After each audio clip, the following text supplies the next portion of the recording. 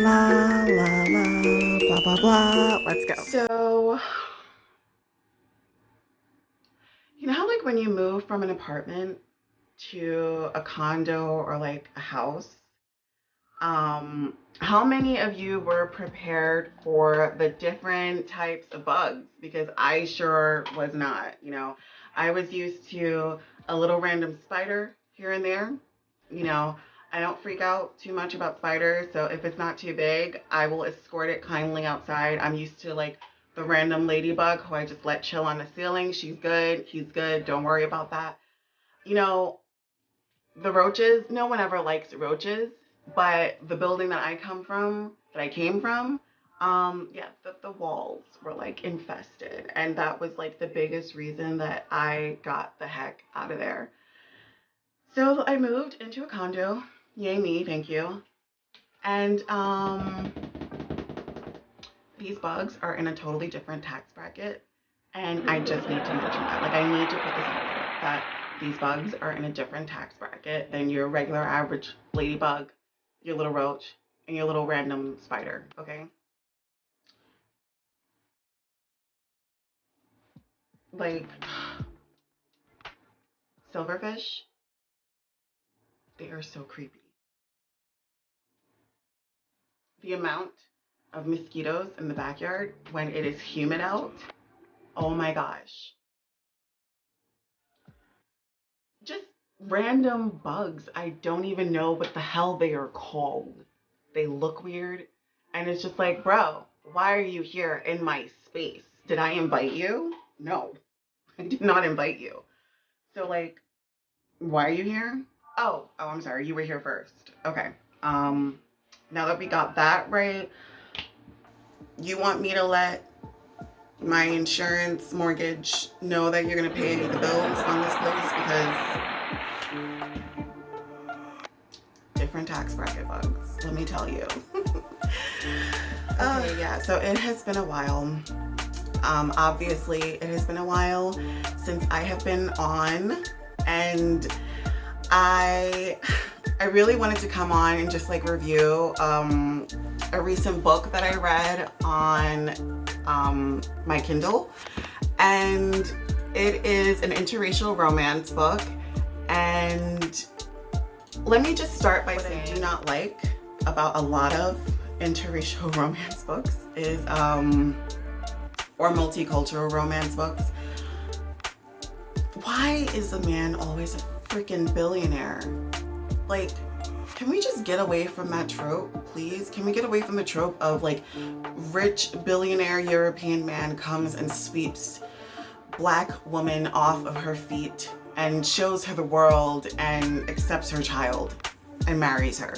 Can we like get rid of that trope? We have like thousands of books with that specific storyline. And it's just so dry. It's so overdone. There's nothing new that can really come from it.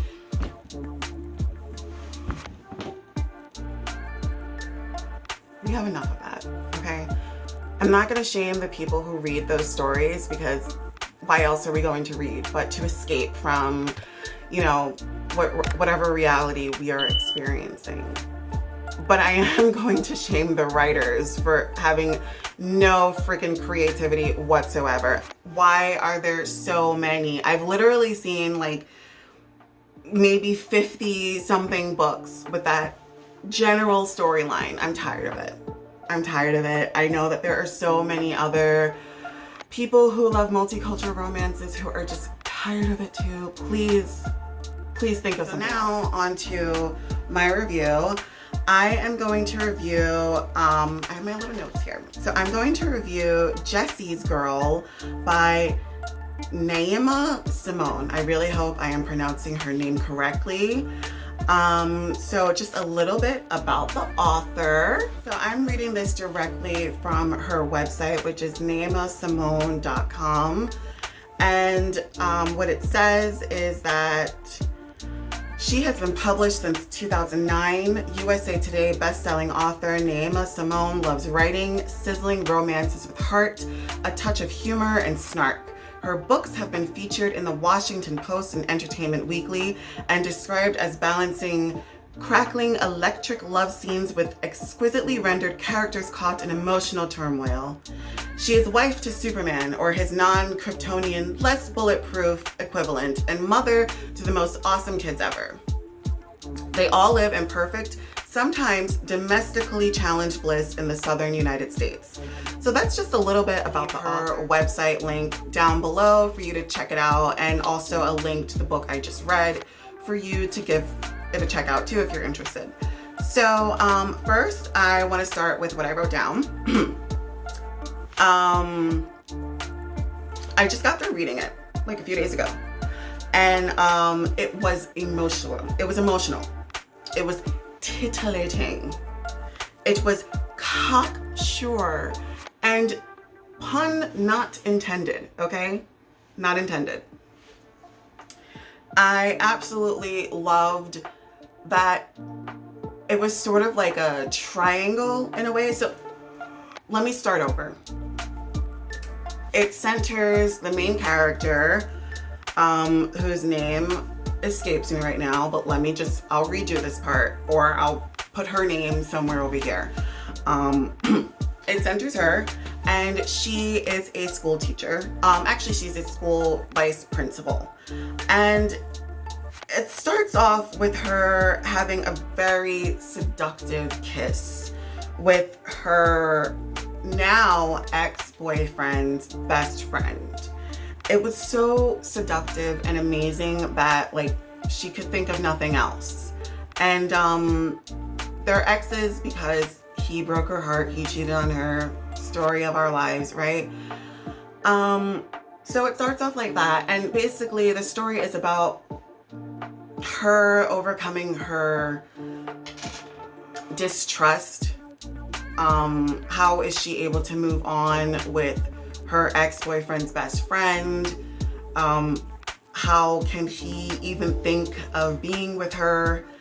It's very much a drama. It gives me, it's like I'm looking at real people, and I'm looking at like a very brimming romance between them, and it definitely felt like I could lose myself in the story completely. And let me tell you, those scenes that Naima Simone wrote, I was sweating. I was sweating. And I am definitely going to read those scenes again. There's this way that you can highlight a little sentence when you're reading your books on Kindle, and I highlighted one of those sentences, and it was just so hot. And yeah, like let's see, character-wise, she described the main female character. She was petite, you know, there was an emphasis to describe her tight coiled hair, and how the romantic interest had no reservations, like running his hands through her hair. And like I loved reading that. It was a beautiful thing to read, and it was a beautiful thing to imagine, because who doesn't love when someone just runs their hands through your head? It's so relaxing. Oh, I like gave myself goosebumps right there, because you know, she's Jessie's girl or whatever. It's based on that little famous 80s song. I'm guessing that's where she got the title. In fact, I'm not guessing, I'm sure that's where she got the title. Jessie, he is a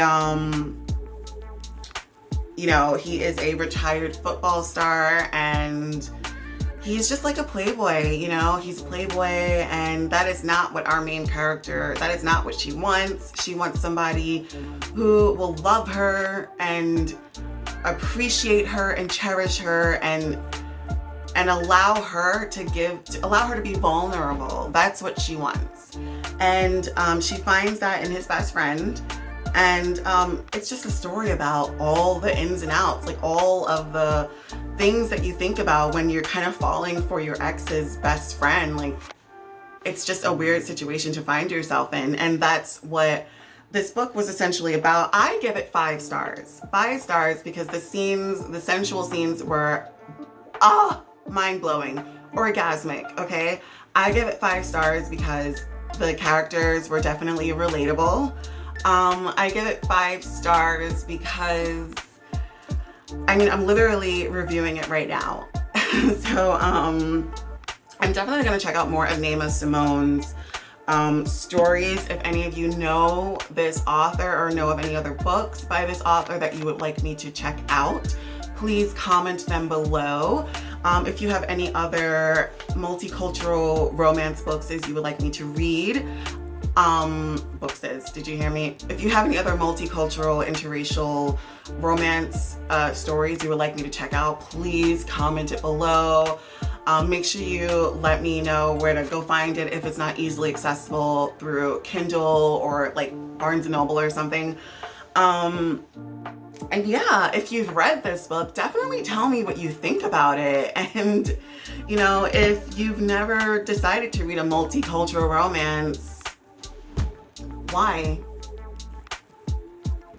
Thank you for watching. Please comment below, like, and subscribe, and come again. I'm not like those other guys. I'm a cool cat.